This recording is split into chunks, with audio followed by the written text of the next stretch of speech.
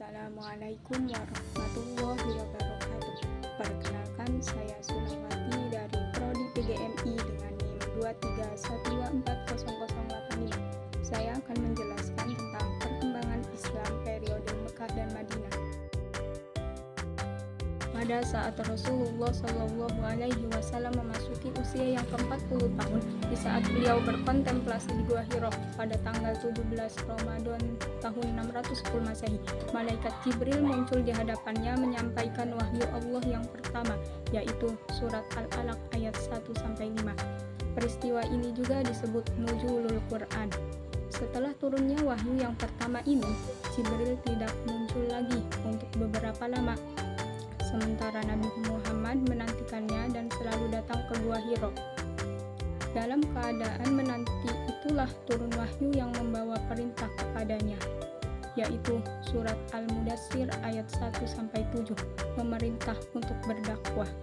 Metode dakwah yang dilakukan pertama kali oleh Rasulullah adalah secara sembunyi-sembunyi, yaitu mengajak orang-orang yang terdekat dengan beliau, seperti keluarga, kerabat, dan sahabat beliau.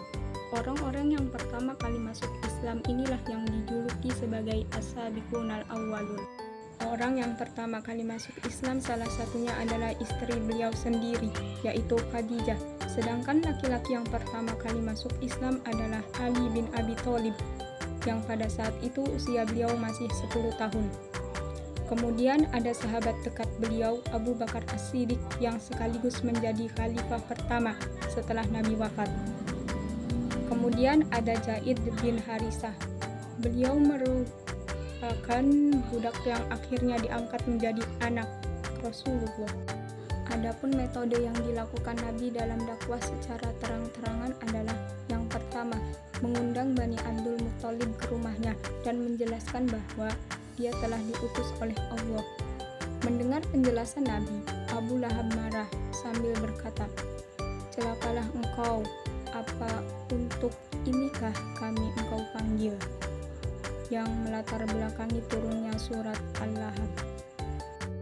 Yang kedua, undangan terbuka kepada seluruh masyarakat Quraisy di Bukit Safa. Nabi ingin melihat bagaimana pandangan masyarakat Quraisy terhadap kepribadian beliau.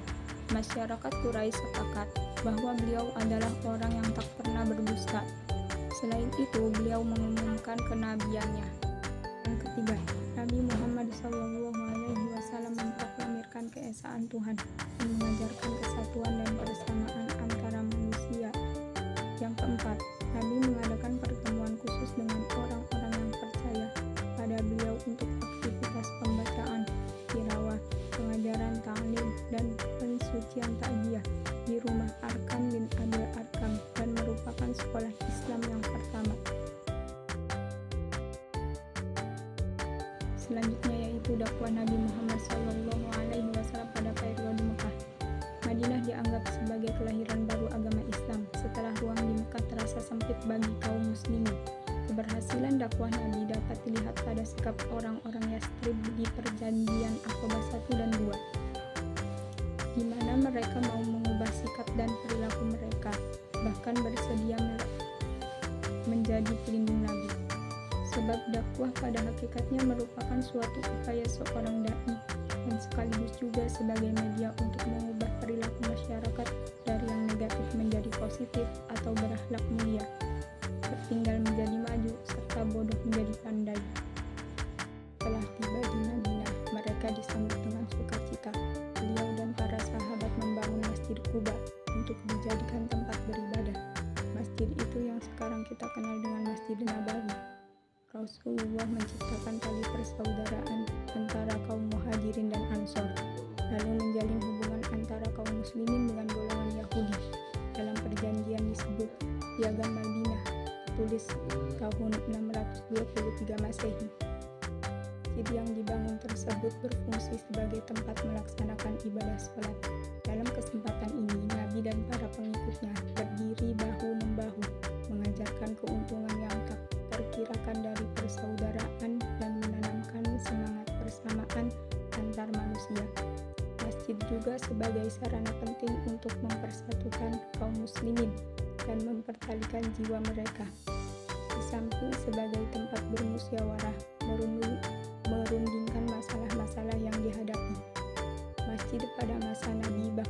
berfungsi sebagai pusat pemerintah. Menciptakan persaudaraan baru kaum muslimin yang berhijrah dari Mekah ke Madinah disebut muhajirin, dan kaum muslimin penduduk Madinah disebut ansor. Kaum muslimin Mekah yang berhijrah ke Madinah banyak menderita kemiskinan karena harta benda dan kekayaan mereka ditinggalkan di Mekah.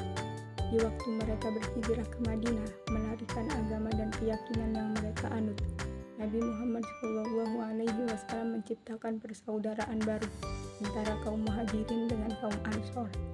Dengan masyarakat Yahudi Madinah setelah mempersaudarakan antara kaum muhajirin dengan ansor, selanjutnya Nabi menjalin hubungan antara kaum muslimin dengan golongan Yahudi penduduk Madinah. Jalinan hubungan ini terwujud dalam bentuk perjanjian atau undang-undang yang kemudian dikenal sebagai Piagam Madinah yang ditulis pada tahun 623 Masehi atau tahun kedua Hijriah. Pada tahun 622 Masehi, Nabi Muhammad juga mengeluarkan sebuah konstitusi bersejarah yang dikenal sebagai Piagam Madinah. Kemudian pada periode Madinah terjadi pergeseran penting dalam sejarah Islam dengan lahirnya Piagam Madinah. Piagam Madinah merupakan konstitusi pertama dalam sejarah di mana ditunjukkan bahwa Islam bisa memimpin negara yang mendukung hak asasi manusia dan toleransi. Piagam Madinah ini juga merupakan awal dari negara Islam pertama dalam sejarah.